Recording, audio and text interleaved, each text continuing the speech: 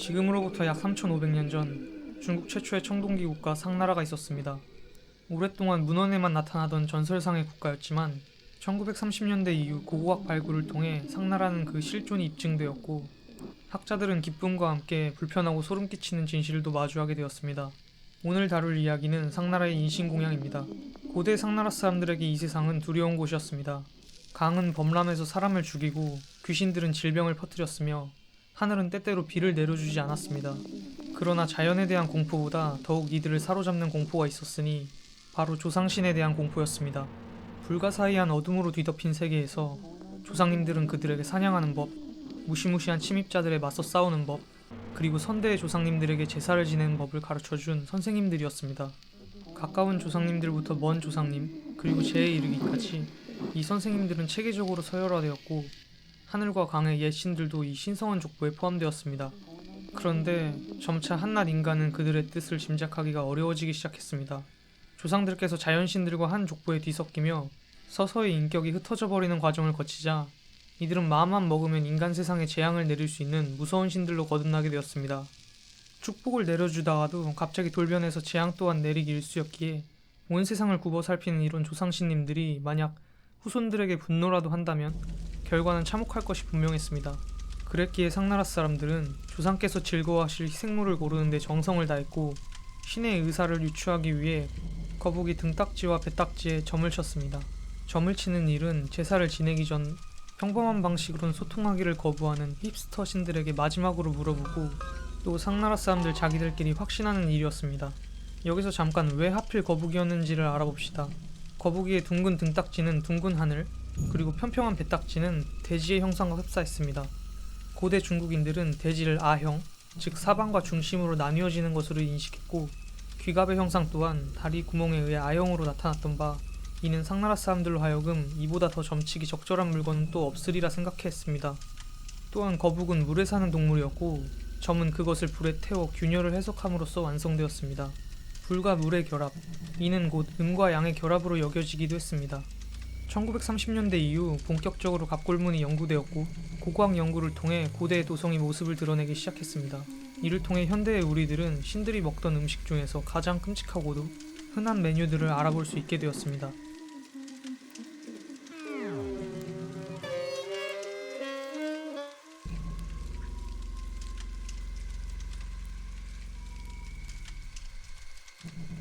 은어의 묘지에서는 이후 중국에서 오랫동안 지속되었던 순장의 흔적뿐만 아니라 살아있을 때 끔찍한 방식으로 살해당한 희생양들의 뼈들이 발견되었습니다.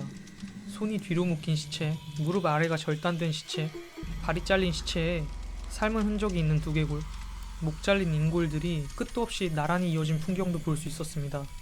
이러한 고고학적 성과에 힘입어 의미심장하고 모호했던 갑골문의 몇몇 글자들도 뜻이 풀렸습니다.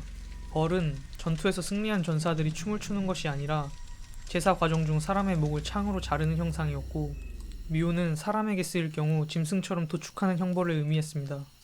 침은 본래 강의 신의 소나 양을 바치는 제사를 뜻했고 역시 사람에게 쓰일 경우 익사시키는 의례를 의미했습니다. 이 밖에도 어떤 자들은 건축물의 기둥 아래나 문간 아래에 산채로 묻혀 문신의 먹잇감이 되었고 또 어떤 자들은 목이 잘리고 그 피가 산천초목이나 신의 제단에 흩뿌려졌습니다. 어떤 자들은 산채로 불에 타거나 햇볕에 건조되어 비의 신을 달랬고 산채로 맞아 죽거나 짐승 도축되듯이 사지가 찢겨 내장이 제거된 채로 들판에서 건조되었고 어떤 자들은 조상신들께서 물려주신 청동소태, 통째로 삶아졌습니다. 희생자들은 갑골문에서 여러 명칭으로 구별됩니다. 가장 흔한 명칭은 사람이었고 명칭은 희생자의 성별, 출신, 계급에 따라 달라졌습니다. 예를 들어 여, 모, 첩은 여성 희생자를, 강은 강족 희생자를, 백, 신은 적의 우두머리급 희생자를 의미했다고 추측됩니다. 기록된 것을 통해 알 수 있는 총 희생자의 숫자는 1만 4천여 명, 한 번에 500여 명이 동시에 희생된 경우도 있었습니다.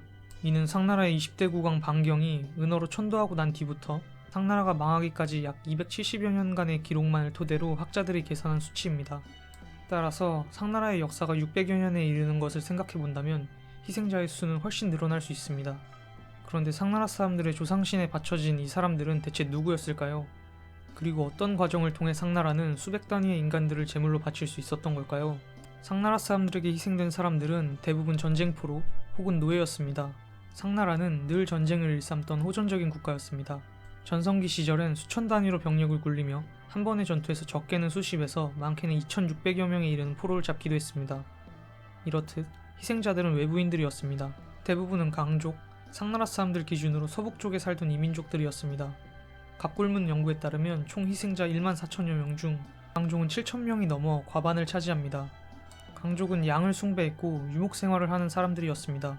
강족 이외에도 수많은 외방의 이민족들이 이끌려와 짐승처럼 도축당했습니다. 어째서 여러 이민족 중에서도 강족이 주로 희생되었는가라는 의문에 대한 답은 어쩌면 유목적 성향이 강한 강족이 여타 민족에 비해 상나라의 노예로 융화시키는 게 비효율적이고 쉽지 않았기 때문이 아닐까? 이들을 해방시켜주거나 피정복 정착민, 속민으로 삼는단들 오히려 상나라에 해가 된다고 생각하지 않았을까? 하는 지극히 효용주의적인 관점을 통해 추측을 해볼 수 있을 따름입니다. 앞서 말했듯 상나라 사람들에게 이 세상은 공포스러운 공간이었습니다. 특히 무시무시한 짐승들은 인간들에게 외경심을 불러일으켰습니다. 그래서 상나라 사람들은 짐승들을 잡아 죽여 저 세상의 신들에게 바쳤습니다. 코끼리에 밟혀 죽은 조상신께서 부디 후손의 복수를 맛있게 즐겨주시기를 빌며 말입니다.